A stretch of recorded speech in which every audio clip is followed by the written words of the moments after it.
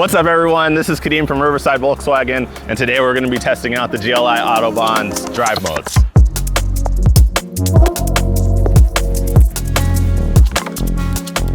Okay, so first we're going to start with the eco mode. You can change your modes right next to the shift lever. There's a section down here to the left, it's called mode. Just hit it. It's actually already in eco mode, but you can either change it using the button or touching the screen. So we're going to start with eco mode first, and we'll get going.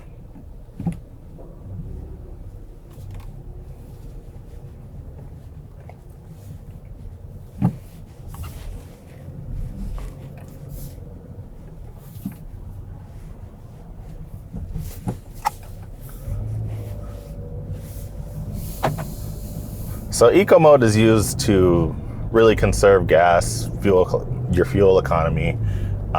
It also softens up the suspension and just makes the car a little bit more tame to drive.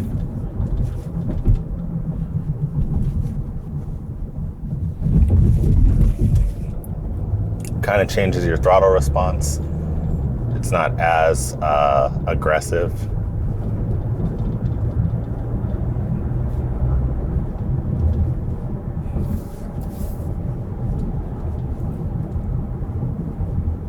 So switching to comfort, you can actually switch this while you're moving, by the way. Switching to comfort, it softens the suspension, makes the car a lot nicer for cruising or long trips. It's not aggressive. Same thing with the throttle response as well. Just makes the car feel almost like a regular Jetta, except this one's a GLI.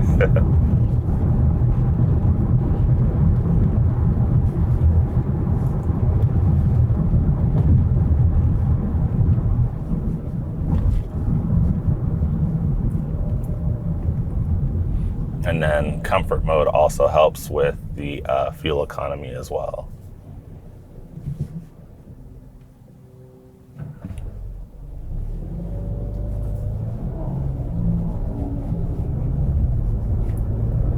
So now switching to normal mode.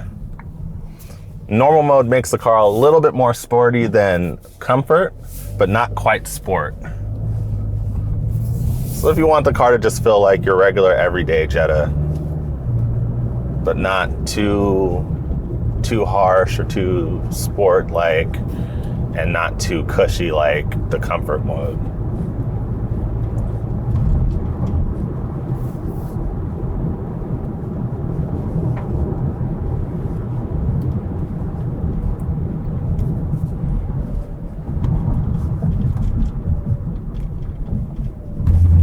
This car is very, very comfortable to drive, and someone my height, I'm 6'4", there's a lot of leg room, a lot of headroom.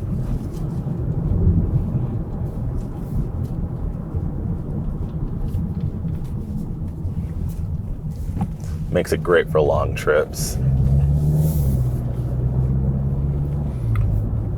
So now we can go to sport mode, and sport mode now makes it fully sporty. It activates the engine noise.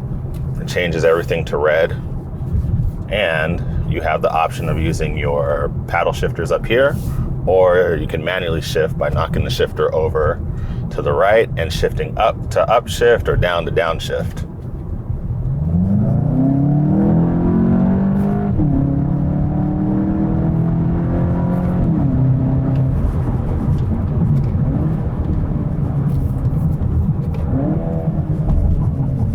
So you can shift down there, or if you want to feel like an F1 driver, you can shift on the steering wheel using the paddles.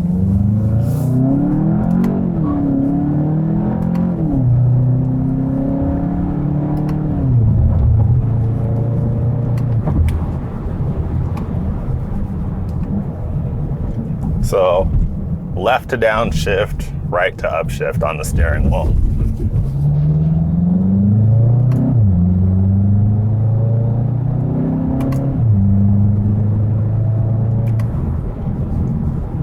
And of course, always obey traffic laws.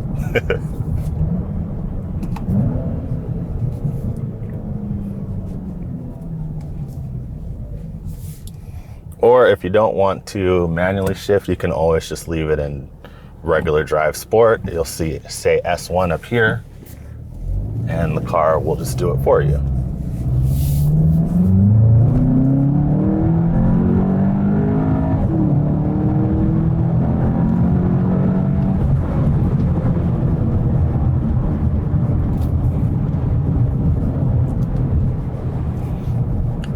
So after sport mode, you also have a custom mode.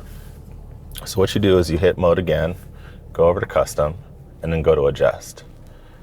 In custom mode, you can fine tune the car to what you want. So for instance, the car does have dynamic chassis control that firms and softens the suspension. So you could, maybe you want that in comfort, but you want the steering in sport, and you want the drivetrain in eco. Maybe you want the engine sound on sport and climate control on eco. But that way it just fine tunes the car to whatever it is you want. And then that stays whenever you start and stop the car. Or if you prefer to just leave everything in the factory settings, you can always just use sport, normal, comfort, or eco.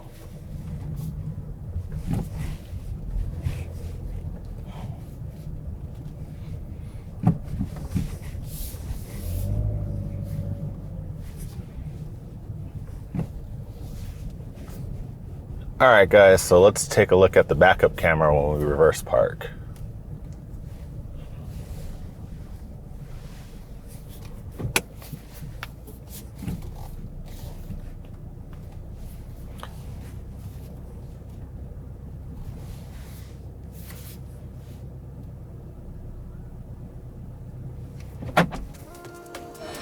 Thanks for watching. Any questions, drop it below. We'll see you next time.